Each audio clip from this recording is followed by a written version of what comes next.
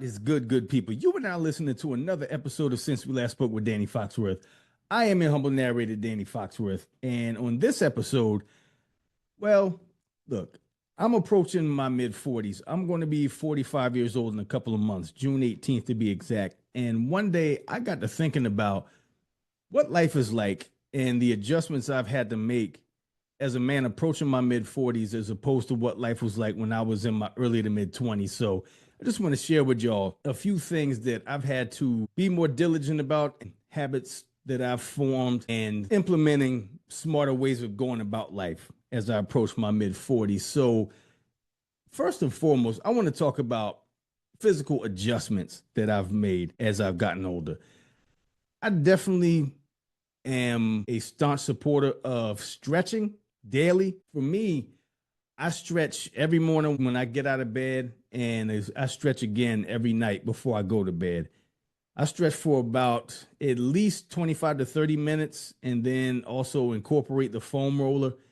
I'm all about staying limber and just trying to do everything in my power to not have my joints stiffen and things of that nature. You know, stretching is important. A lot of people take stretching for granted, but I'm a fervent practitioner of stretching twice a day. And the second thing is food consumption, being a lot more mindful of what I eat.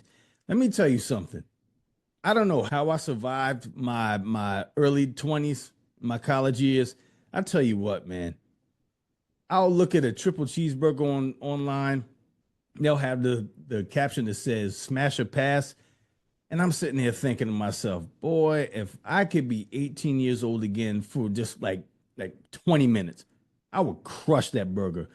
But I don't really do stuff like that anymore, especially with red meat. It's very rare that I really consume red meat like that. I'll have a hamburger once in a blue moon. Steak, rarely. I'll have a steak maybe once every 2 or 3 years. You know, and that's for like a celebratory purpose, but just limiting my red meat intake and incorporating a lot of fruits and vegetables. It may be mundane to some, but it's what I do. So every morning I'll have a bowl of steel cut oatmeal with some blueberries, and then I'll put some beets and some ginger in the juicer and then drink that with my oatmeal every single morning. You know, I'm a creature of habit. And then during the day, I'll have like maybe some fish or like some chicken breasts and some vegetables during the day. And then in the evening, I don't want to overdo it as my body is winding down. Just being smarter about my food choices. I tell you what, in college, man, I don't know how my heart put up with the amount of sodium that I would ingest during my daily consumption as a college student. Basically, I lived on dry packets of ramen, spam, and them doggone Carl Budding cold cuts. If you know what I'm talking about, if you go in the convenience store and you see those Carl Budding cold cuts, you're like, oh, it's a pack of pastrami is 89 cents. That's a deal. Only to go home and then you crack the package open and you pull up a slice of pastrami and you can literally see your hand and wrist through the pastrami. They cut that thing so doggone thin. I'm like, yeah, you get what you pay for. That's surely getting you 89 cents worth with that Carl Buddick. If you know, you know. And another thing from a physical aspect of growing older is gray hair. I'm going to be honest with you. I started getting gray hair back in my late 20s. And it was just such a thing to me to see me starting to get gray hairs so young. But you know what? I never really freaked out about having gray hair. You know, my pops had gray hair, and I was like, man, it looks so cool on my pops. Like, you know what? I'm gonna just let this gray hair rock and see where it goes. And you know what? I like my gray hair. You know what? Just being comfortable with myself and just embracing the gray hair. But also in the aspect of hair, as I get older, and this is such an annoyance. I started noticing when I would look in the mirror when I'm in the bathroom, and I'm just sitting there looking like, when did my nose hairs get so damn long? It's just it's so irritating. It's like I'll feel something like at the top of my mustache, and I'm like, wait a minute, this what this shouldn't bother me like this. And I go and look in the mirror, I'm like, good God, my nose hairs are long. Like I didn't have this problem when I was in my 20s, but I guess that's a rite of passage. As the older you get, you start your nose hairs for some reason start to get longer than they once were, and yeah, it's still an annoyance to me. And lastly, physically is the thing that an adjustment that I made is prioritizing getting good quality rest. I cannot stress this enough. You got to get some rest. If you keep going, especially at my age, you're more in tune with your body the older you get. And you know when your body is needing you to have a seat. And if you don't heed your body's advice, your body is gonna take matters into its own hands and it will sit you down and make you go lay down to get some rest. But yeah, I definitely prioritize getting good rest. Normally I'll aim for about between 7 to 8 hours of sleep a night. That's my aim. Normally it'll be like between 6.5, 7 hours, but I make sure that after I get my stretches in for the evening, I shut the TV off, I shut my phone off, and just refrain from doing any kind of stimulating activities just to prepare my body for the wind down so I can get a good quality rest. And talking about the mental aspect of adjusting to your 40s, being diligent about consuming your vitamins, specifically vitamin D. I do a multivitamin, and also the importance of magnesium. I can always tell when I don't take my magnesium, specifically my magnesium glycinate, and I can always tell when when I miss out on the dosage because my body feels it. Like I'll get tired, I'll feel my body get tense, especially in my shoulders and my neck. And you just feel that cortisol build up. And that's the last thing I need. I was like, man, let me take this magnesium and just smooth myself out.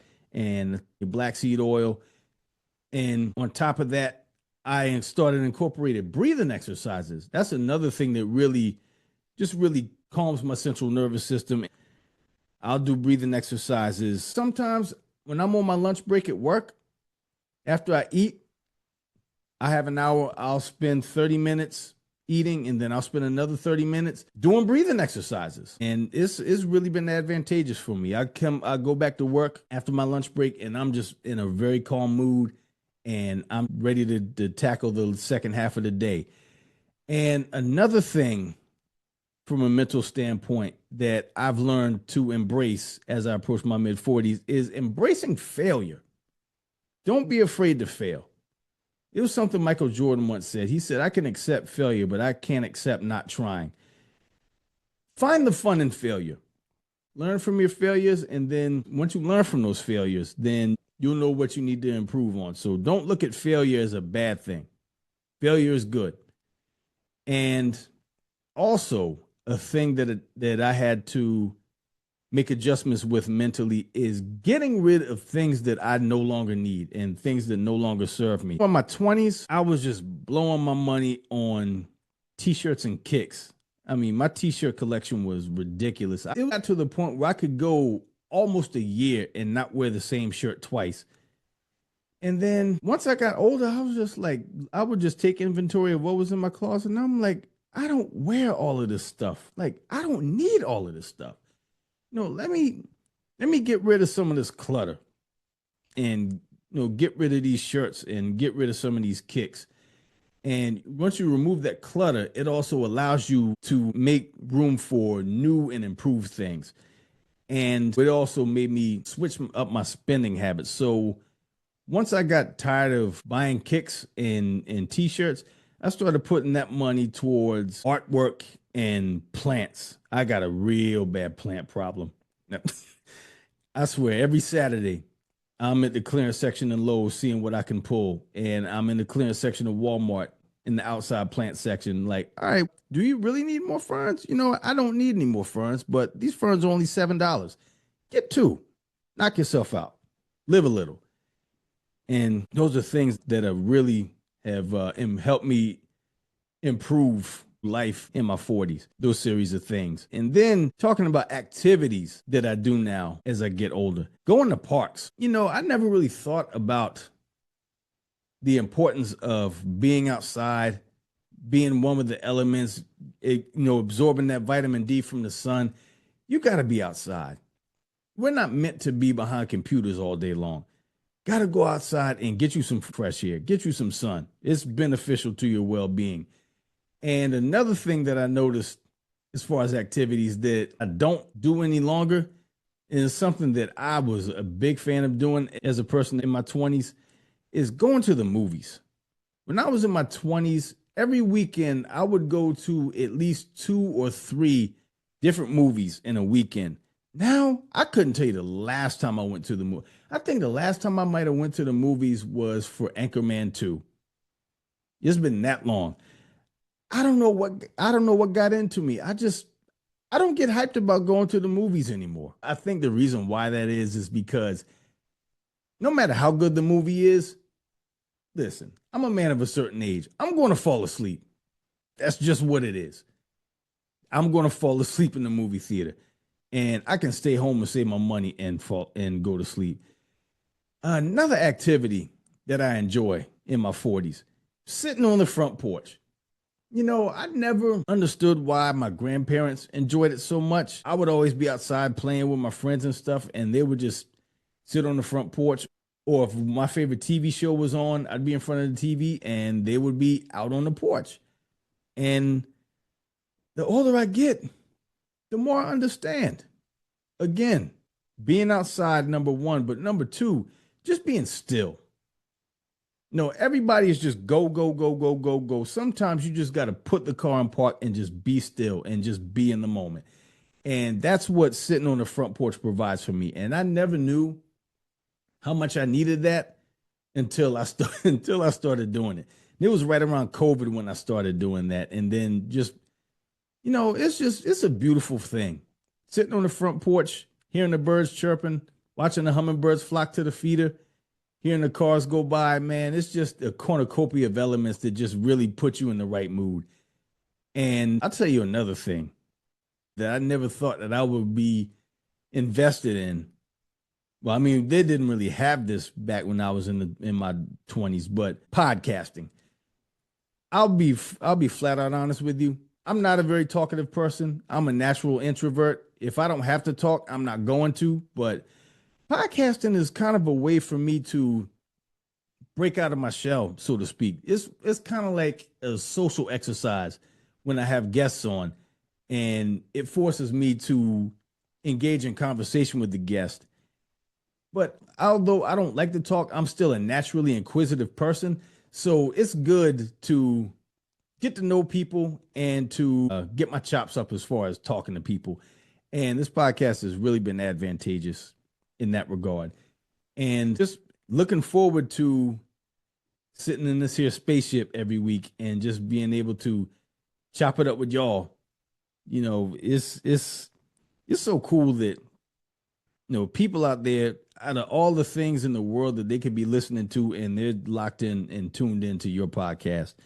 And that's a beautiful thing. So those are a few of the things that I've adjusted in my life and things that I've incorporated and embraced in my life as I approach my mid-40s.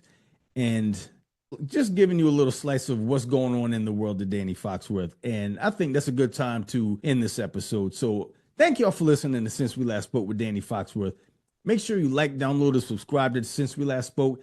Make sure you tell a friend to tell a friend about the podcast. Subscribe to my YouTube channel. You can find it at Danny Foxworth 843. There you can find the videos for all the episodes of this podcast, as well as my Candle podcast, The Wicked Good Time with Danny Foxworth, my baseball podcast, At the Plate with Danny Foxworth, and Growing Up Low Country with Liz and Danny. And this has been another episode of Since We Last Spoke. And until next time, y'all be good. Peace.